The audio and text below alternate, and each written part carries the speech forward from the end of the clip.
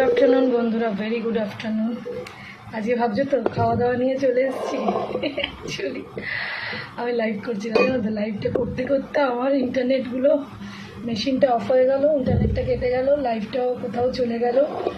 এবার তারপরে এসে দেখলাম রান্নাঘরে সকালে ভাত টাত করেছি, ওরা সবাই বেরিয়ে গেছে, সব শেষ, ভাত শেষ হয়ে গেছে আমি জানতাম।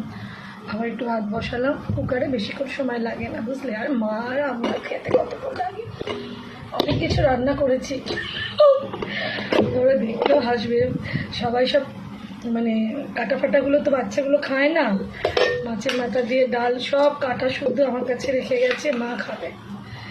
এবার ওই নিয়ে একটুখানি বসেছি, একটুখানি উদ্ধার করি কাটাগুলো, একটু মাছের কাটা ভর্তি আর একটুখানি মাছের মাথা ডাল করেছি, ওটাই ভালোবাসি, গরমে আর কিছু ভালো লাগছে না। আর একটুখানি আমের টক নিয়েছি, আর সাথে বেগুন ভাজা, যা আছে আমার মতন লোকের অনেক অনেক। রান্না করতে ভালোবাসি, কিন্তু যে যে একটা খেতে খাওয়ার জিনিস, কিছু খাওয়ার জিনিস খুব ভালো লাগে।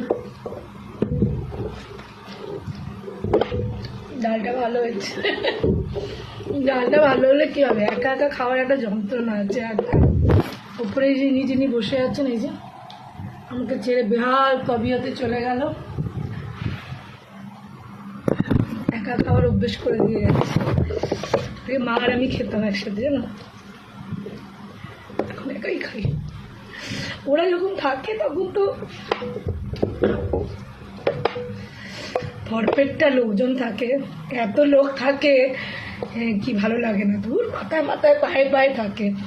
এবার আজকে সবকটার স্কুল কলেজ, আর কালকে মায়ের বাৎসরিক কাজ, সব মিলিয়ে একদম একা খাবো কেন, তোমরা তো আছো একসাথে, সবাই একটু গল্প করে করে খাই। একটু পেঁয়াজ কুটে নিয়েছি,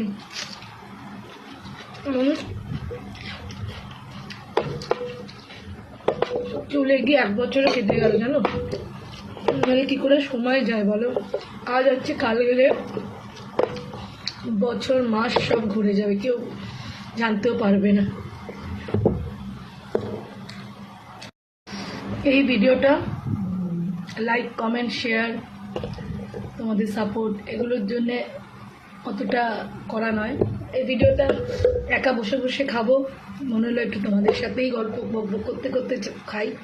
আর টাইম লিমিট শুধু 3 মিনিট, 3 মিনিটে তো আমার খাওয়া শেষ হবে না, তাই যতটুকু রইলো ততটুকু বাকিটা একাই খাবো।